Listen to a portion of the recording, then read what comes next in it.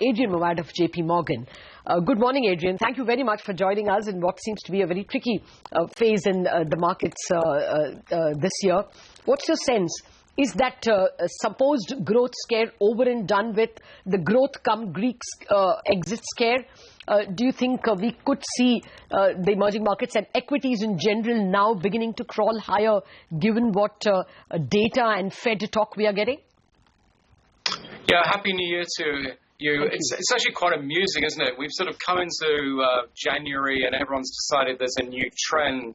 I think it's still Thursday of the first sort of full trading week of the year. We've had very few days to decide what the new trend is. The oil price has continued to fall, with West Texas moving below 50. People seem to now be getting alarmed about the growth implications of that. Let's just put it into context. The U.S. oil and gas industry is 1.7% of GDP. Those employed in the U.S. gas industry account for just 0.4% of total labor income in the United States. When we saw a dramatic decline in the oil price in the mid-1980s, you only had a 15% reduction in labor income from the oil and gas industry, which is a bit of a rounding error anyway. So I think what we're doing is we're focusing a little bit too much on the negatives, which are actually de minimisly small, and forgetting what are the big positives here. And if you look at the momentum in retail sales and consumer activity in the United States, but also in places like Germany, it's very positive. This is a big boon to the G3 consumer, what's going on with the decline in the oil price. It's also a big boon for the Asian consumer.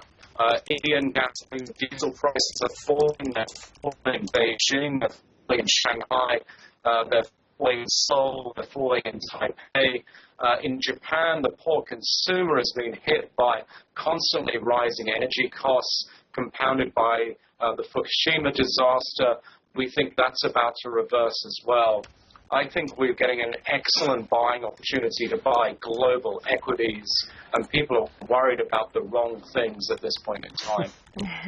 Well, you're in good company, Adrian. 9 out of 10 experts that we spoke to yesterday were echoing the exact same view, that this is a great buying opportunity. You've been a big bull of the Indian markets, but after the big outperformance that we've seen in 2014, what are the expectations in 2015? Will it be much more moderate, or do you think the first half of the year will throw up a big move on the upside?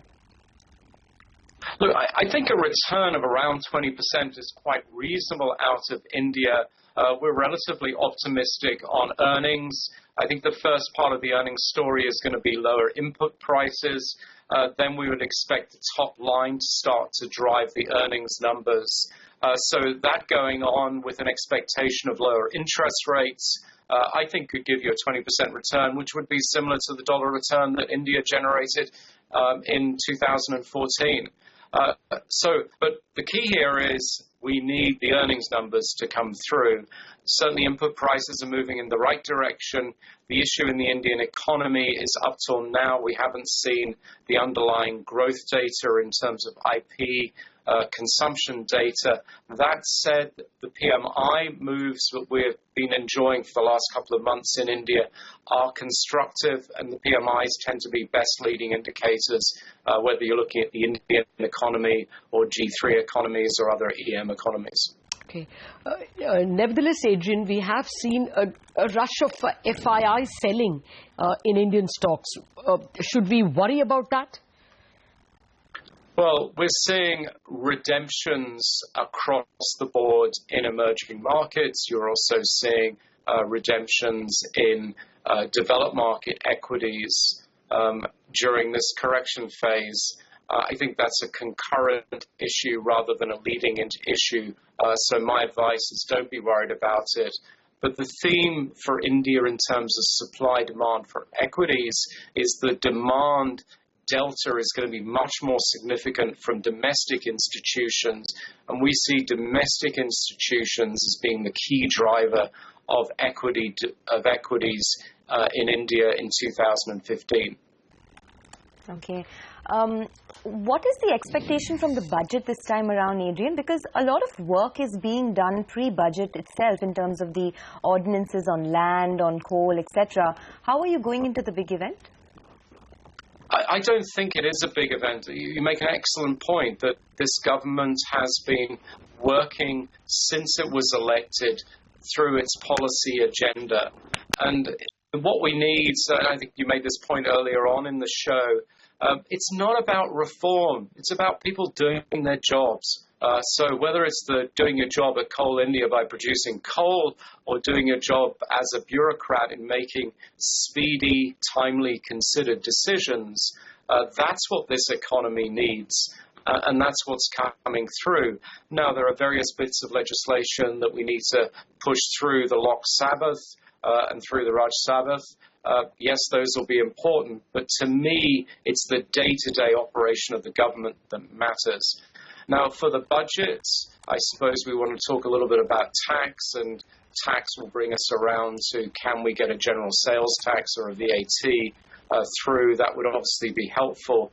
I mean, I think the other thing to maybe look at the budget is by stop wasting money on subsidizing fuel, that frees up money to be used more constructively. And it'll be interesting to see how discretionary spending is used in India, whether it's towards infrastructure or very important social issues like healthcare spending, education spending. Okay, and before that, of course, we will get the Q3 numbers that you alluded to. What expectations are you going with, and what might constitute a disappointment? Look, I think there's a chance of a disappointment in the numbers. If you look at industrial production data, it has been disappointing. So at the moment, I think investors will be patient and will be really focused on whether the first quarter of the calendar year or the final quarter of your fiscal year, and then the first quarter of your fiscal year, so the June quarter, whether you see an improvement there. Because it is very important, we're talking about this oil price fall. It is a very recent event in macroeconomic terms, and you're only going to get the full benefit this quarter and the following quarters. All right. Just one final question from my end, Adrian. We have been talking about what your sectoral preferences are, but just to refresh how an investor should approach the first half of 2015 in terms of sectoral biases, what would you recommend? Well, top sector would be near cyclicals such as financials. Continue to like the investment side of the sectors, particularly things like building materials. Also like cyclicals such as consumer cyclicals, whether it be autos, two-wheelers. So that's really where we would be focused and perhaps have a degree of an underweight in the more defensive sectors. Well, and since you spoke about cyclicals, Adrian, we had that big meeting of public sector bankers with the Prime Minister and the Finance Minister. Did that meeting make you at all more constructive about PSU banks? What were your takeaways? I don't think it had a big change in our opinion on this.